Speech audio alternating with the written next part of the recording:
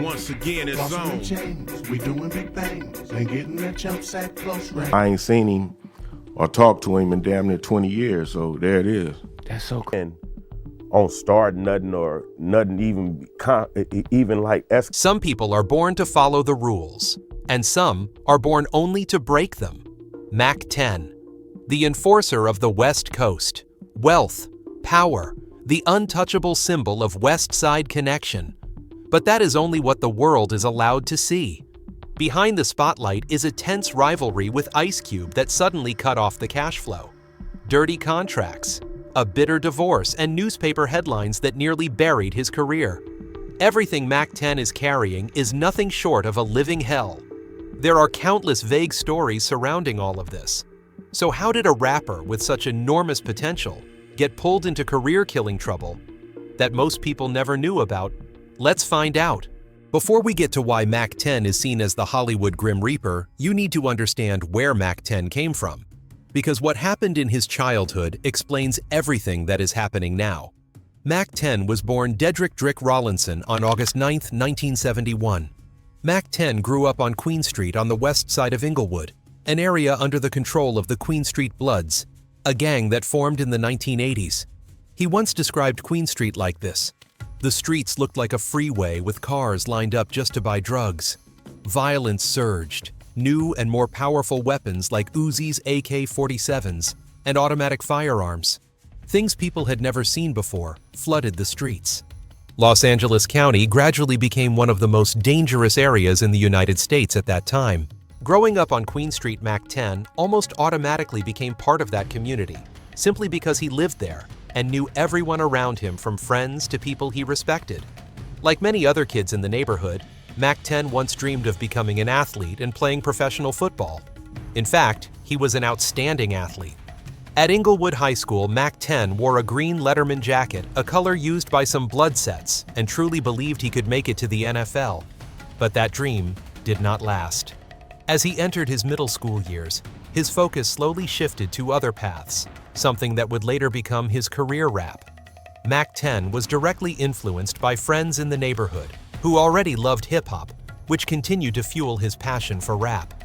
One of the earliest and strongest influences was NWA. Over the years, Mack gradually built a name for himself through his lyric writing and became part of a local group called First Amendment. That talent led him straight to the man who would change everything. Eazy-E. Mack 10 wrote rhymes, and Eazy pulled small stacks of cash out of his sock and handed them to him. But the money was not the point. The recognition was, if Eazy-E believed in your lyrics, you knew you truly had something. He was introduced to DJ Bobcat DJ Pooh, and then connected with members of DeLench Mob, the group closely associated with Ice Cube. Mack 10 and Ice Cube met while working in the same studio where they recorded several songs together. Not long after Mack went on tour with Ice Cube and DeLench Mob, their relationship grew closer, and Ice Cube began working directly with Mack 10 and featuring him on multiple DeLench Mob tracks. Mack also appeared on Ice Cube's Friday soundtrack in 1995. Ice Cube even helped Mack 10 secure a recording deal with Priority Records. However, it was the Friday soundtrack that sparked a conflict with Cypress Hill, who believed Ice Cube had taken ideas from one of their songs.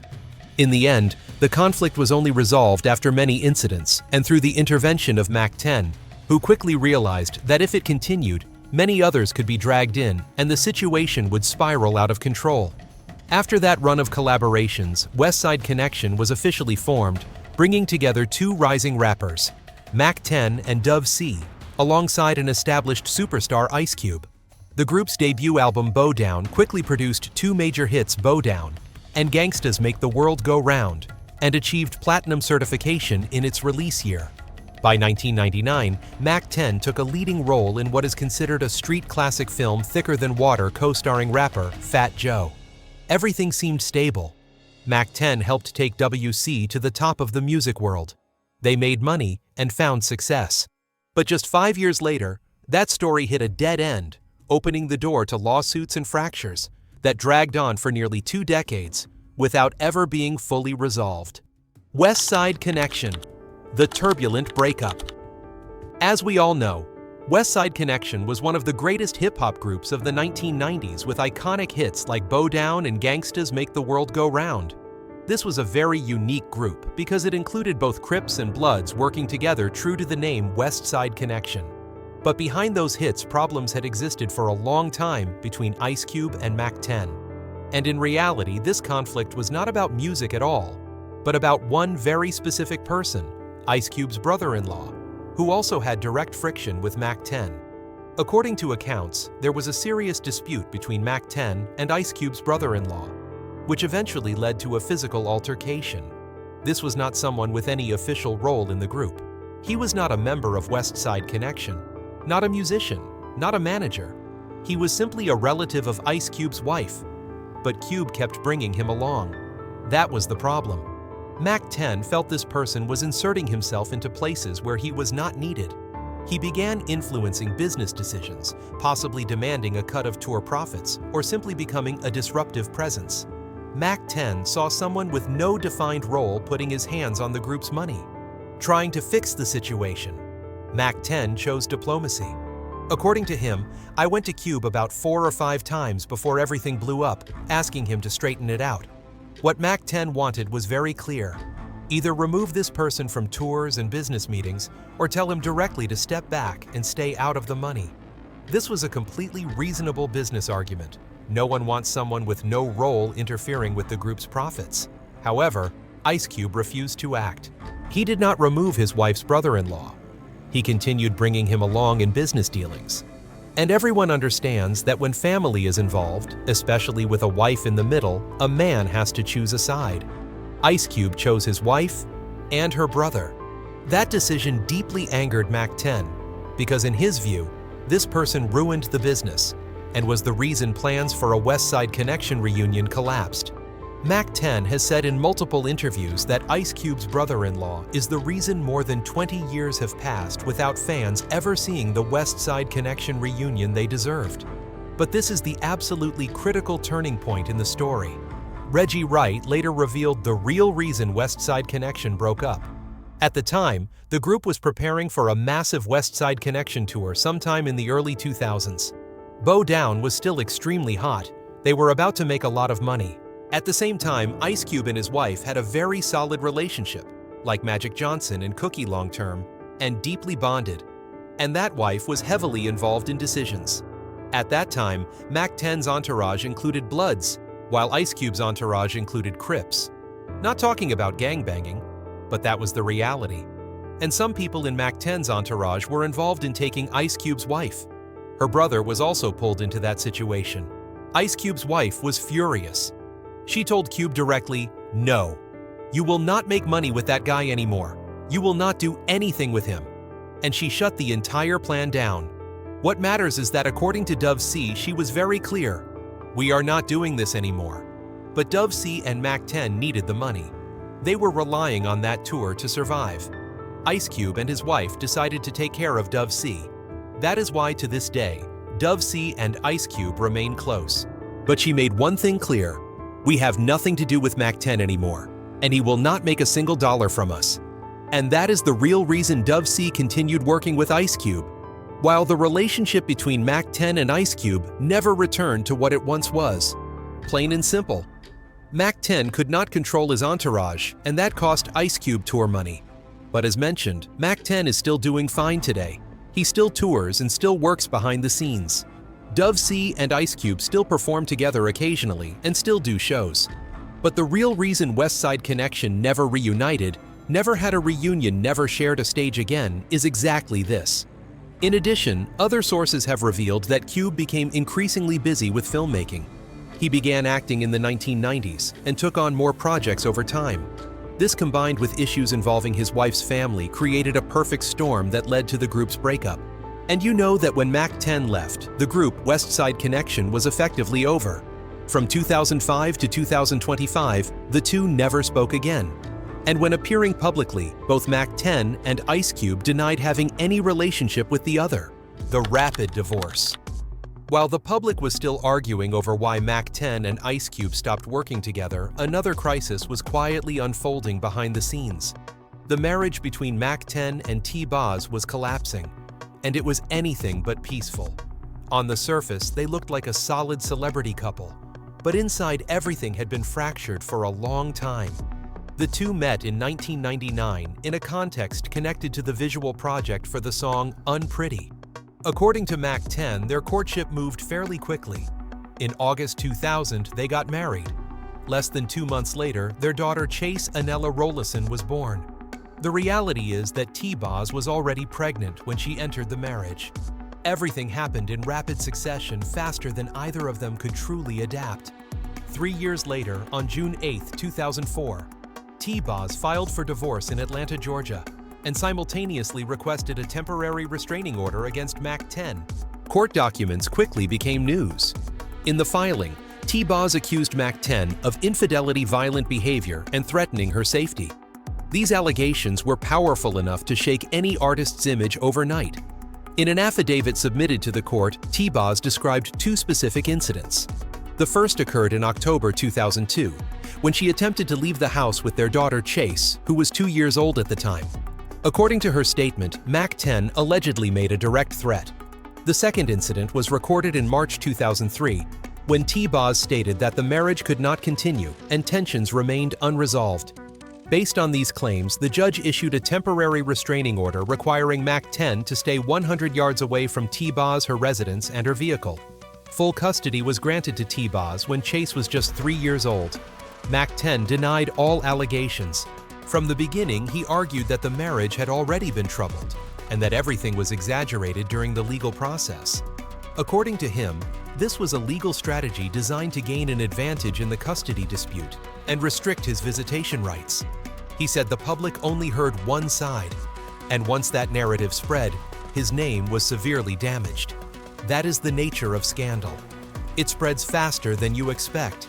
Headlines multiplied. Fans who once supported him began to pull away. Radio stations whispered. Industry insiders looked at him differently. And all of this happened almost simultaneously with the collapse of Westside Connection. First, Mack 10 lost the group. Immediately after his marriage fell apart in public view. 2 consecutive blows with no time to recover. In 2020, during a YouTube interview, Mack 10 stated bluntly, none of that was true. He claimed that T-Boz's legal team made the case heavier than necessary. According to him, stress, a relentless schedule, and career pressure were the main factors pushing the marriage to the edge, not violence as portrayed by the media. After the divorce, Mack 10 was ordered to pay child support. According to reports from 2011, he was accused of owing approximately $250,000.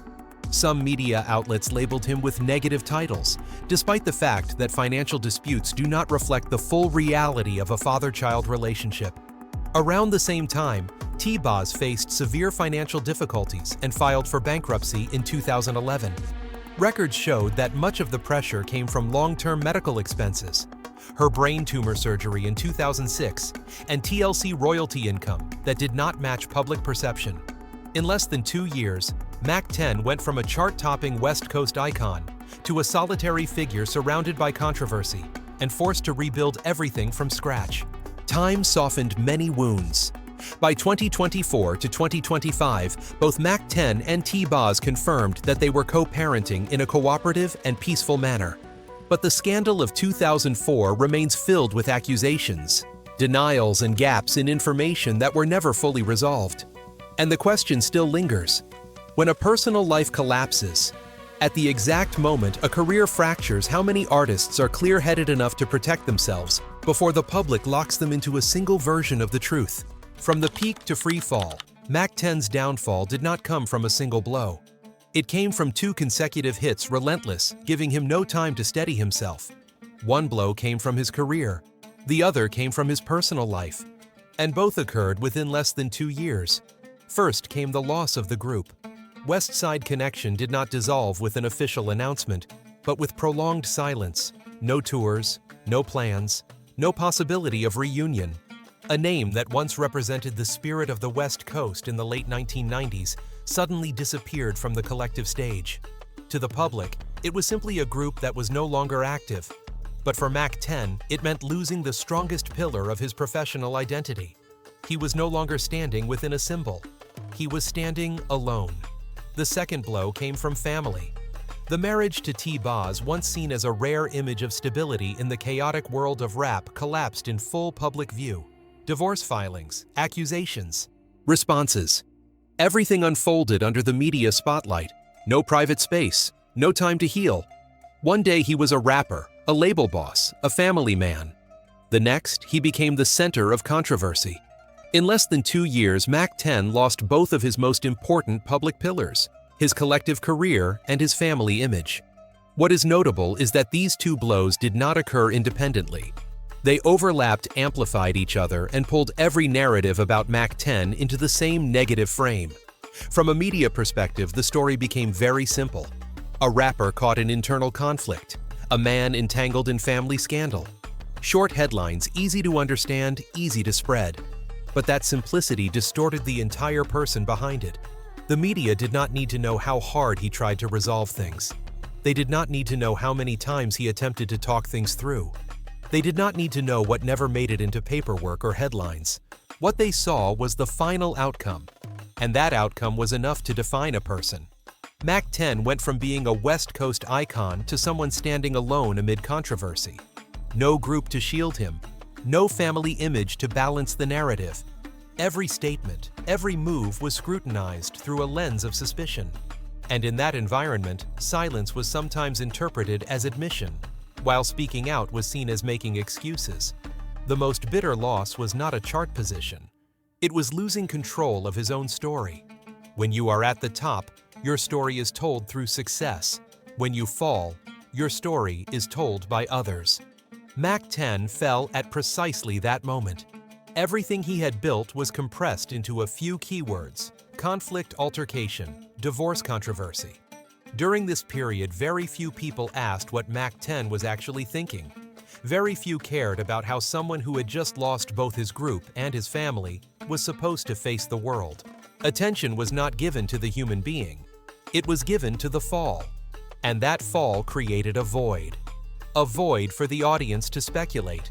A void for rumors to exist. A void for unverified stories to continue living on. When there is no official image left, every side narrative has a chance to become truth in public memory. But if you look more closely, Mack 10 did not disappear in the way many people think. He did not completely collapse. He withdrew. Not because of failure, but because the environment no longer allowed him to exist in a healthy way. When everything you say gets twisted, sometimes the only way to preserve yourself is to step away from the spotlight. This is the moment when the story needs to be rewound, not to defend, not to embellish, but to understand. To understand that Mack 10's collapse was not the result of a single bad decision, but a chain reaction of overlapping conflicts where work, family, and honor collided at the same time. If you only look at the scandal, Mack 10 is a controversial name. But if you look at the journey, he is a clear example of a generation of rappers caught between two worlds: a street world that does not allow retreat, and an industry world that does not allow mistakes. This is when the audience needs to rewind, not to decide who was right or wrong, but to ask a much simpler question. When a person loses every public pillar within less than 2 years, what remains beneath the noise? And Mack 10 standing alone in that void who he really was, the return of a legend. Some comebacks begin with a fall, and there are comebacks that do not begin with any fall at all, but with a very quiet moment. For Mack 10, his return did not come from ambition to reclaim the spotlight, nor from fear of being forgotten. It came from something much simpler: recognizing himself again. After everything that happened, Mack 10 no longer entered the studio with the mindset of having to prove anything. No more pressure to stand above others. No more obsession with attaching his name to an era or a legacy. Music at this point was no longer a lifeline. It returned to its original place as a pure joy, a familiar habit, a place to breathe. He still records, still writes, but the way he does it is different. No longer chasing trends, no longer trying to define himself in a landscape that has changed. He makes music the way someone does, after living with it long enough, understanding clearly what he still has and what he no longer does. And that is exactly why Mack 10's music during this period carries a different rhythm. Slower, less flashy, but more real. That change did not happen only in the music. It happened in the way he lives. Family became the center not as an image to display, but as a real foundation. Mack 10 spends time with his children with ordinary moments that may once have been overshadowed by tour schedules, studio sessions, and late-night meetings. There is no longer a need to constantly appear. No longer pressure to maintain the image of a West Coast icon in the public eye.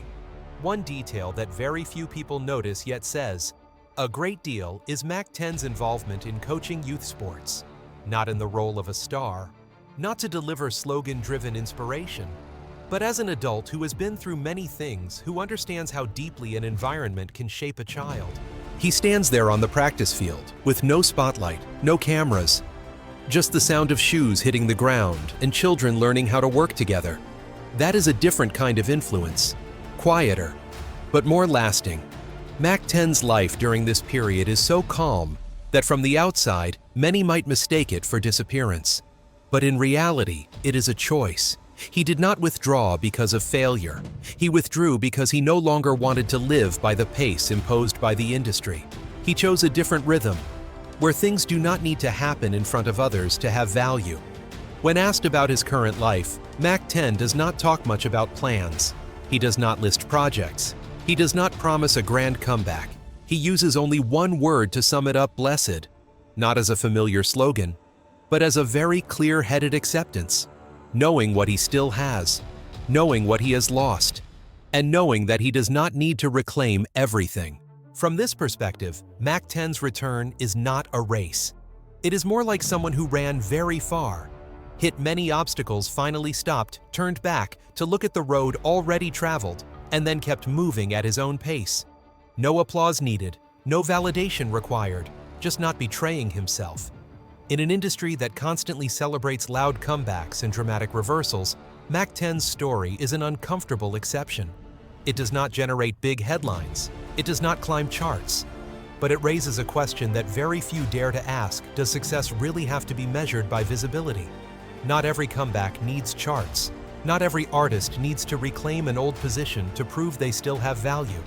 Some survive by stepping away from the spotlight, preserving the part of themselves the spotlight never reaches. And sometimes that choice itself is the hardest victory. Looking at Mack 10 at this moment, the most noticeable thing is not regret. It is relief. Relief from no longer being pulled into unnecessary battles. Relief from no longer standing between conflicts he cannot control. Relief from finally being able to live at his own pace. And the remaining question for the listener is not whether Mack 10 is still famous or not. It lies elsewhere. How many artists truly survive by stepping away from the spotlight, keeping themselves, keeping their families, keeping their peace, yet are never mentioned by official history? Conclusion: Mack 10 did not disappear. Mack 10 did not fail. That needs to be stated plainly, because for many years his story has often been told differently. People grew used to looking at what was no longer visible, instead of what continued to exist.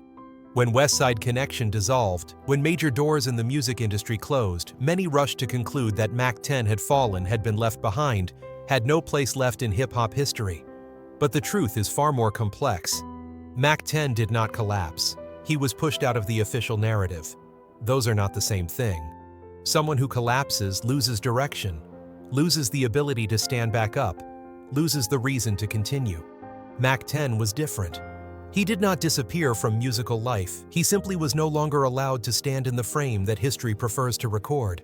He stopped appearing in the most retold stories, but he continued to exist within the reality of the industry.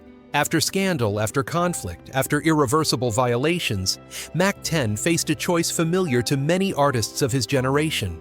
Either continue fighting for the right to tell the story, trying to reclaim a position in a history that no longer belonged to him, or quietly evolve, step away from the central spotlight and build a different path. Mack 10 chose the second. He did not chase reunions to prove he still mattered. He did not rush into shocking interviews to reclaim attention. He did not try to rewrite the past with new accusations. Instead, he chose a more durable existence, quieter, and perhaps harder for the mainstream public to see. Mack 10 continued working behind the scenes, continued organizing tours, continued maintaining professional relationships, he considered necessary, and stepped away from games he understood would never be fair again. What matters is that throughout all of this, Mack 10 never claimed to be a victim. He did not play the role of someone betrayed, nor did he place himself at the center of a tragedy demanding redemption.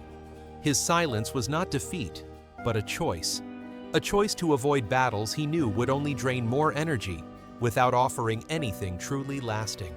At this point, Mack 10's story forces us to ask more uncomfortable questions.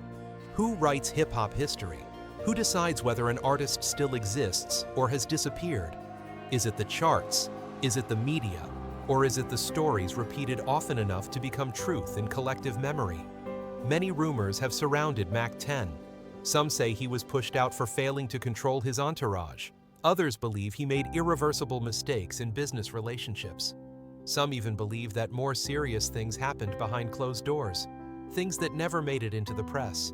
There is no final conclusion, only scattered fragments passed along over time, gradually forming a fog around his image. But within that fog, one thing remains very clear. Mack 10 did not disappear because he lost the ability to exist. He disappeared from the official story because he no longer fit the way history wanted to be told. And that is not a sentence. It is simply a reality of an industry that constantly needs new figures, clean narratives, and easy endings. The final question, and the question this title ultimately asks the audience to face, is not only about Mack 10. How many people like him survived hip-hop, lived through an unforgiving era, paid the full price, yet were never mentioned by official history? And are we remembering them for the music or for the stories others chose to tell in their place? All data, analysis, and commentary in this video are presented based on information available at the time of production. The content is subject to change over time and should not be considered a definitive forecast. There is still so much more to explore: stories of resilience, legacy, and the truth. Feel free to dive into some of our top recommended videos now appearing on your screen.